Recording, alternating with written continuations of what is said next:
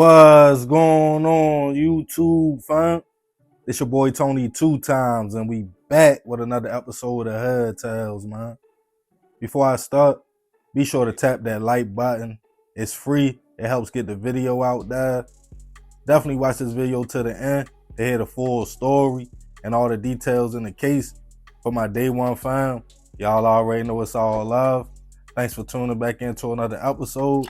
If you're new to the channel and you're feeling the content, feel free to subscribe. Definitely hit that notification bell so you can be notified every time we drop a new video. Oh yeah, feel free to share the channel with your peoples. Everybody is welcome. With that being said, let's get right into the story. When we first meet a person that we are feeling, the vibe is right, conversation on point, and they seem solid, it's like nothing else in the world even matters. At that moment, for some, they might be looking for something serious, so they choose to go with their move and pursue a relationship. In the beginning, usually everything is smooth. Fresh love, the kind of vibe where y'all lay in bed and just talk all night.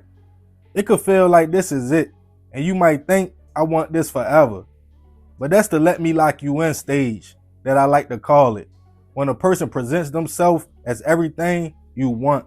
They listen to you, talk about your past relationships, the people who hurt you, and the things they did. And they hit you with the reverse psychology and say, oh no, that's not me, or I wouldn't never do that.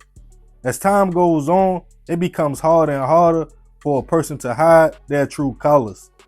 Now you might start to peep, they have an anger problem, they are insecure, jealous, even like to contact old friends and exes. Now the questions you probably should have asked in the beginning comes to mind. Like, yo, who are you for real? What type of people did you deal with in your past? How was your upbringing? Because all that plays a part in relationships. But for most, if y'all are not locked in by obligation, like having kids together or marriage, it's nothing to be like, all right, shorty, I tried to make this work, but we are on two different types of time. And that should be that.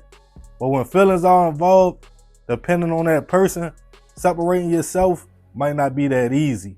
And on this episode of Head Tales, we'll be taking it right outside of San Antonio to Converse, Texas, to discuss the case of a woman who pulled up with her ex-boyfriend to confront her new boyfriend, and things took a fatal turn.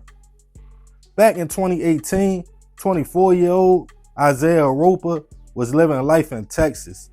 The young man came from a good home. He had a decent upbringing with solid family support. From sports to music, Isiah had many talents. And as he got older, the way he was raised shined bright, and the young man had a light on him. Big on love and not judging people, it was easy for him to make many friends. He showed the people he was close to unconditional love. He didn't see the bad in people and wanted the best for everyone. So when he met 22-year-old Enederia Flowers and the two started vibing, he asked no questions and took the young lady at face value. He knew from conversation she had a few issues, but Isiah felt he could help the young lady be the best version of herself. She was stated to be the type of girl who really stayed to herself. She rotated only with family and a few associates, young and just trying to figure out life.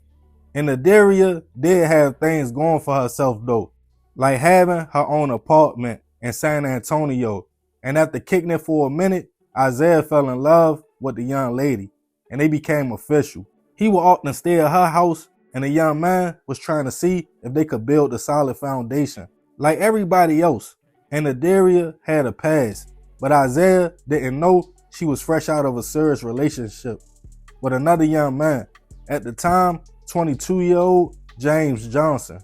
It's not clear why the couple broke up, but when they were together, they were tight and did everything with each other. Some say James was head over heels for the young lady, and when they did split, he stayed in contact, even while she was in her new relationship with Isiah.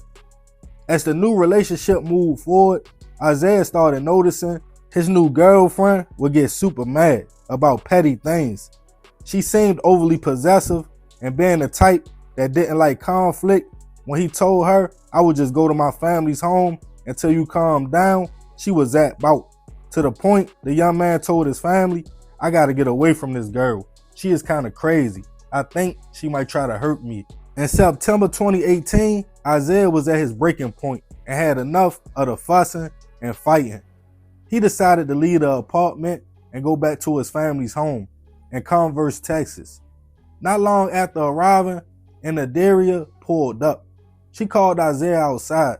An argument was stuck, but Isiah's family members were able to tell him to just come back in the house, and the young lady drove back to San Antonio. But in the early morning hours of September 5th, she came back to the family's house. This time, she wasn't alone. She had her ex-boyfriend, James, with her. It was after 2 in the morning. Enederia knocked on the door, and Isiah came outside, not knowing James was waiting in the car. He saw clearly his girl still wanted to fight, as she yelled and screamed. His family woke up and stepped outside to see what was going on. But this time, Enederia had a knife. As she raised the blade, telling Isiah she would hurt him. He bopped off and started walking up the street to get away from the situation. His sister took the knife from the young lady and tried to de-escalate the situation. But Enederia jumped back in the car and drove behind Isiah. As family members heard more commotion, they heard him ask, so what, you gonna shoot me now?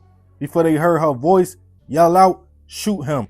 Then a shot went off, and Isiah came running back up the street and collapsed in the family members' arms. They called local police, who responded to the scene to find Isiah suffering from a single gunshot wound to the chest, and unfortunately, he wouldn't survive his injuries. Family members quickly told police he was in an argument with his girlfriend, and she told another man she was with to shoot. It didn't take long for police to piece together the information and find out what happened.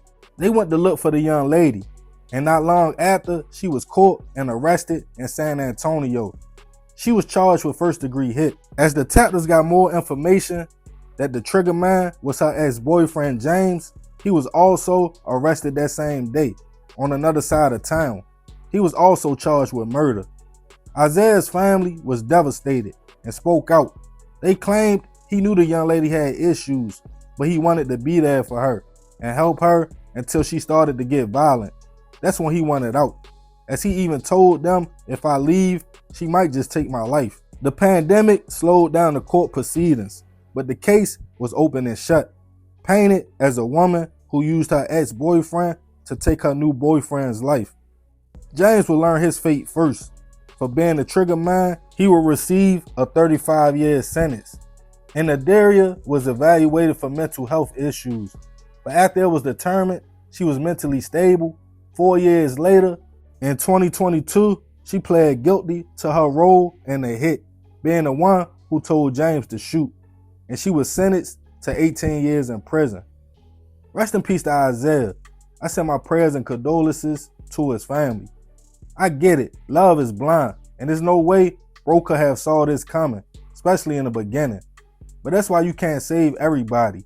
Even if he would have just told shorty, it's no judgment, but you got some issues you should work through before being in a relationship. But we can definitely be friends though. Enederia sounds like a control freak, the type of female who tries to control men and get them to submit and do what she wants them to do. What she definitely did with James. I don't know how shorty got her ex to pull up with her to confront her new dude. I would have laughed in her face and simply told her that's not my problem.